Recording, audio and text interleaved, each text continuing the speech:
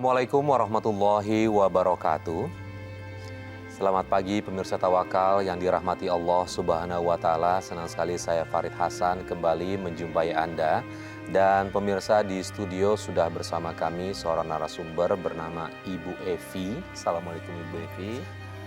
Terima kasih sudah hadir di Tawakal. Dan pemirsa, selain Ibu Evi, juga kita sudah bersama dengan Bapak Ustadz Muhammad Ziyad. Assalamualaikum Pak Ustadz. Waalaikumsalam warahmatullahi wabarakatuh. Terima kasih Pak Ustadz sudah hadir juga di Tawakal. Dan pemirsa, langsung saja kita tanya ke Ibu Evi permasalahan hidup seperti apa yang dia khawatirkan hingga ia bisa mau datang ke Tawakal.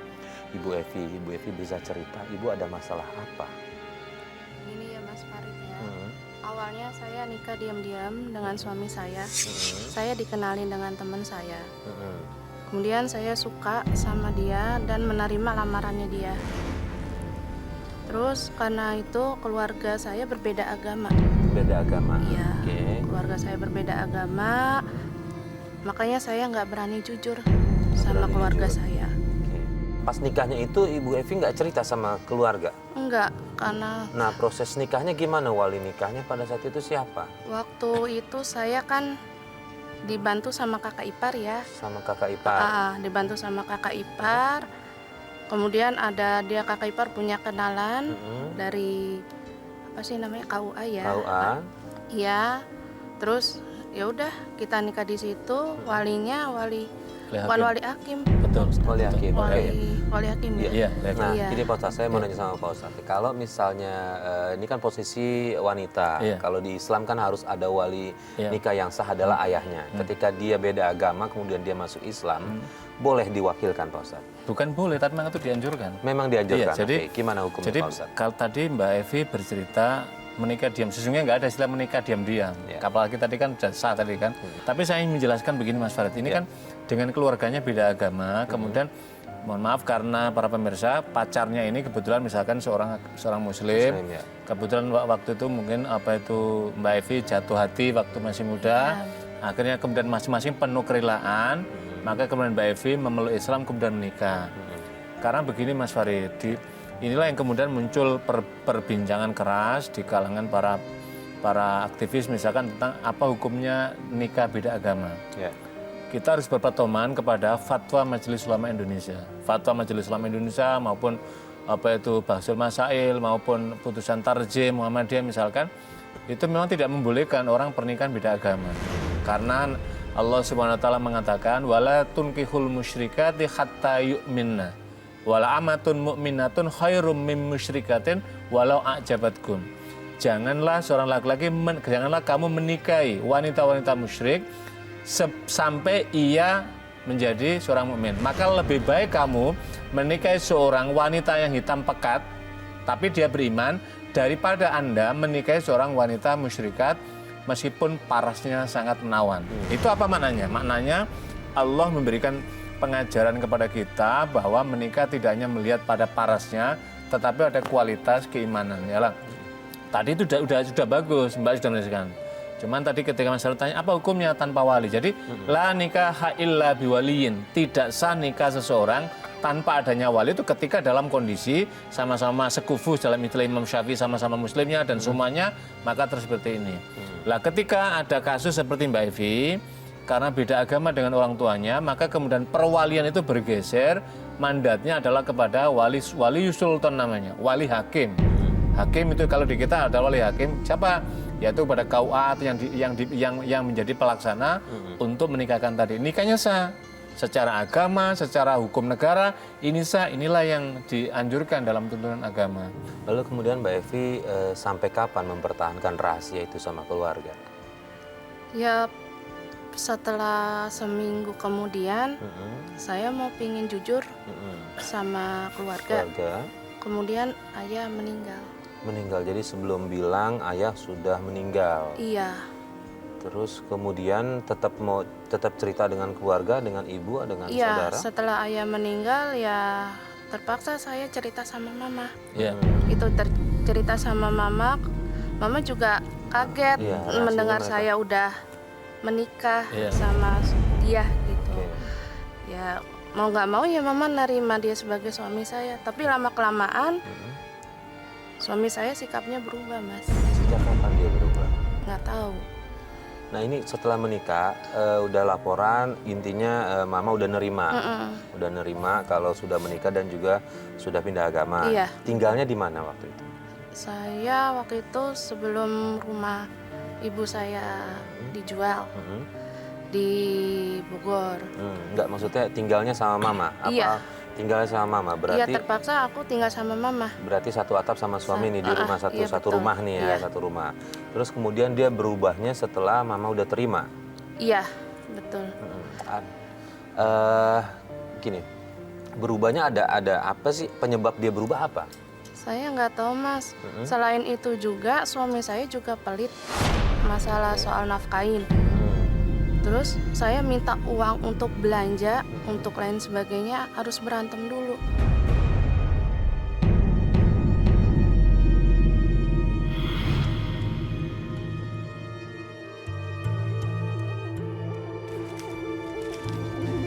Mas, lo mau kemana?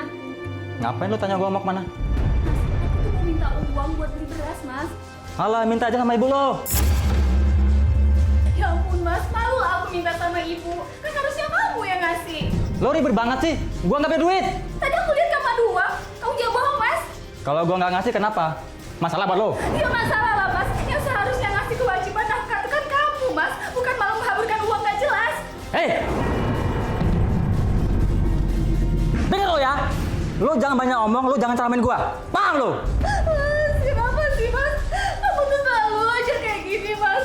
Selalu aja marah-marah. Aku tuh sama apa? Lo jadi perempuan ribet ya. Gua lama-lama malas di rumah ini, tau gak? Minggir! Oke, berarti pengharapan dari Ibu Evi ini suaminya inginnya sama keluarga royal atau setidaknya memberikan uang belanja sesuai dengan haknya. Tapi ini sampai berantem dulu baru dikasih nih Pak Ustadz. Ini gimana hukumnya buat seorang suami seperti Pak Ustadz? Tidak boleh seorang suami itu pelit kepada istrinya. Ya. Jadi pelit ini harus difahami. Tapi kalau misalkan seorang suami bekerja, punya penghasilan, kemudian dibagi, misalkan ini untuk setengah bulan dulu, nanti itu bukan pelit, tapi membagi. Untuk perencanaan kan gitu kan, karena misalkan tahu istrinya potensi boros misalkan, kemudian tadi itu tidak. Tapi pelit itu sampai kayak kasus yang diceritakan Mbak Evi tadi, sampai orang mau belanja saja harus bertengkar, maka tidak bolehkan. Karena itulah misalkan kalau kita buka di dalam hadis Nabi, ketika ada muncul pertanyaan, ada pengaduan kepada Nabi, bagaimana seorang istri kemudian suaminya tidak memberikan nafkah, sampai bolehkah dia mengambil duitnya, istilah gitu, duitnya daripada suami.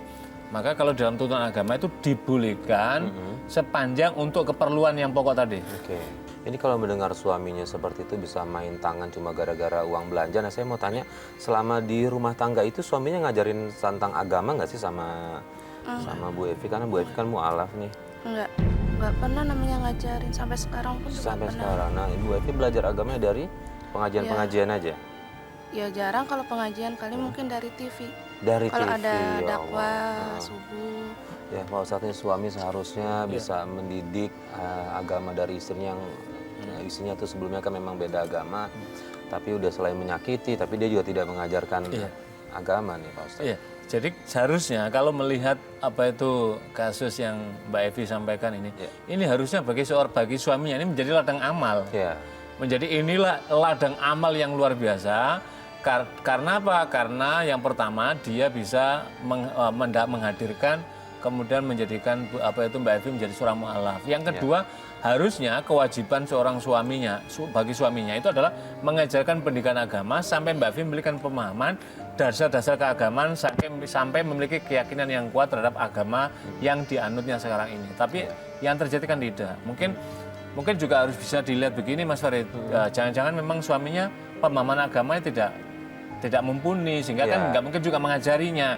Tapi masih ada jalan lain. Jalannya lain apa?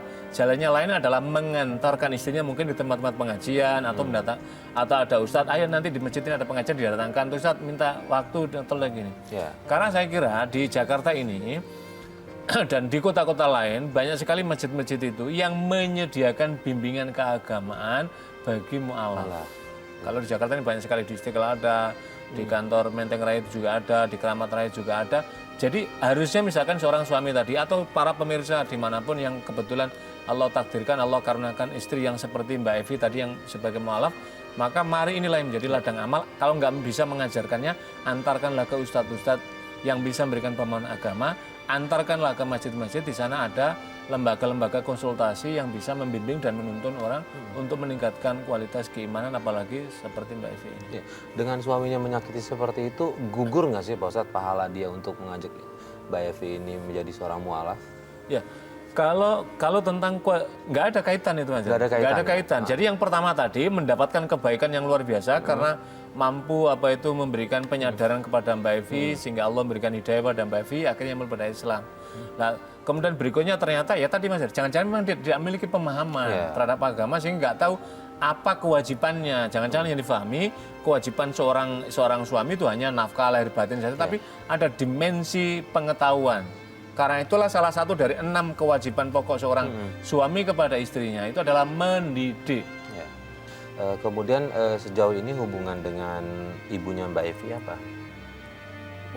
Hubungan suami ini karena kan Relasinya. dia kan udah mulai berubah nih. Nah sehari-harinya gimana nih di rumah dia? Ya itu, kalau misalnya Karena tadi di awal kan Mbak Evi bilang sampai sempat menghina ibunya. iya menghina, karena kan Kenapa itu bisa diceritain? itu kan waktu itu saya kan jual rumah ibu. Kemudian saya kasih suami cuma sedikit. Ya mungkin gara-gara saya ngasih uang suami sedikit, mungkin dia marah-marah dan menghina sama mama, menghina ke mama.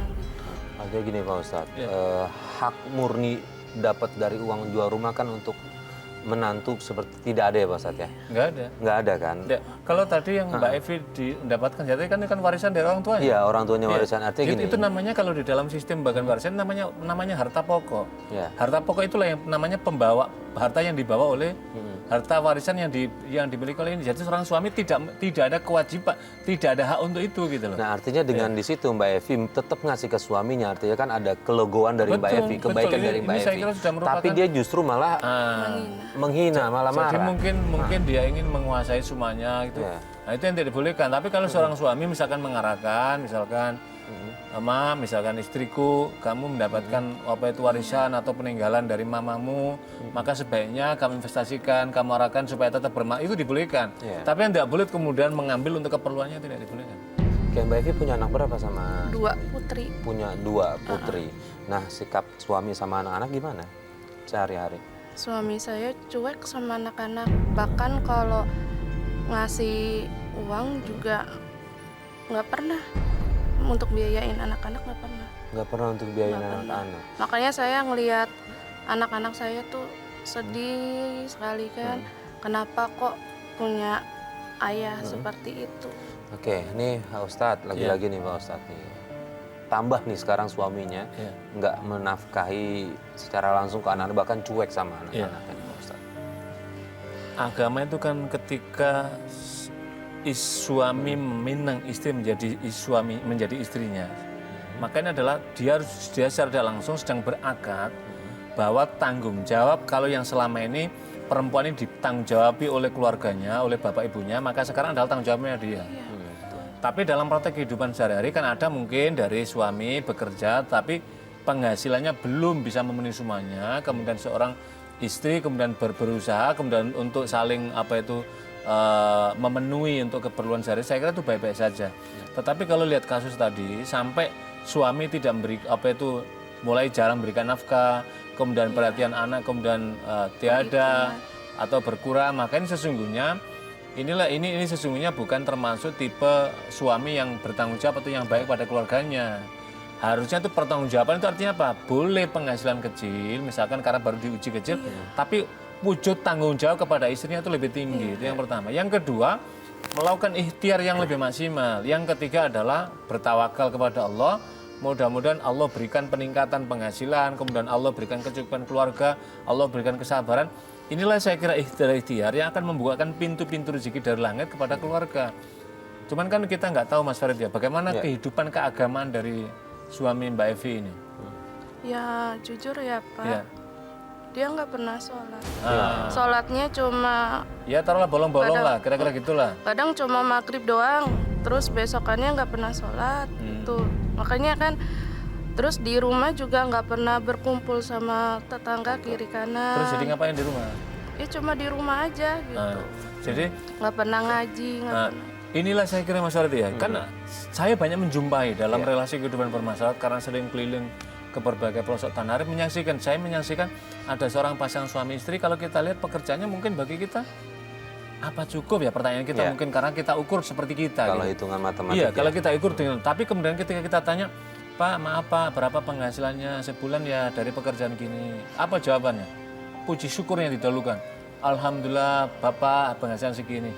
Kalau untuk keluarga gimana Pak? Kira-kira cukup nggak Pak? Ya kita cukupkan. ya. Apa maknanya kalimat itu? Maknanya kalimat itu adalah yang pertama menampakkan rasa syukur kepada sang pemberi nikmat. Yang kedua adalah memiliki sikap yang qanaah. Yang ketiga apa? Ada pengharapan mudah-mudahan dengan rasa syukur dan qanaah ini Allah memurahkan rezeki untuk masa-masa yang datang. Kalaupun nggak pada dia, tetapi pada anaknya gitu loh. Lah, karena itulah Mbak Evi, di Al-Quran itu kan banyak sekali menjelaskan pintu-pintu rezeki. Kita dalam sholat saja, satu hari itu 17 kali membaca ini. Iyyaka na'budu wa iyyaka nasta'in. Ya Allah, hanya kepadamu lah kami menyembah dan hanya kepadamu lah kami minta pertolongan. Apa maknanya kalau kita pahami ayat ini? Yang pertama adalah kewajiban didahulukan. Na'budu, menyembah kepada Allah. Baru yang kedua kita minta hak kita, ya Allah berikanlah pertolongan. Inilah maknanya. Lah, Nabi SAW itu pernah menjelaskan dalam salah satu hadisnya yang berkaitan penghargaan kepada orang yang memiliki atas kerja yang tinggi. Jadi beliau menyatakan inna Dawud alaihissalam ya'kulu min kasbiyadi. Sesungguhnya saudaraku Nabi Daud alaihissalam itu hanya memakan atau mau makan dari hasil keringatnya sendiri. Apa maknanya? Allah tidak mengukur kadar dengan penghasilan besar, tetapi ada ikhtiar yang maksimal. Yang kedua, karena ini di luar diri kita ini, Allah yang memberi rezeki kita. Rezeki tentu tidak hanya dalam bentuk materi, tapi juga kesehatan, anak-anak prestasinya bagus, suami istri kehidupan rumah tangga baik. Maka caranya apa? Ketuklah ars langit ini. Caranya apa? Penuhilah tuntunan ibadah. Kalau tadi Mbak Evi menyebutkan sholatnya. Karena itulah di dalam hadis Nabi kan menjelaskan, kalau Anda ingin teratur hidup Anda, maka aturlah waktu sholat Anda.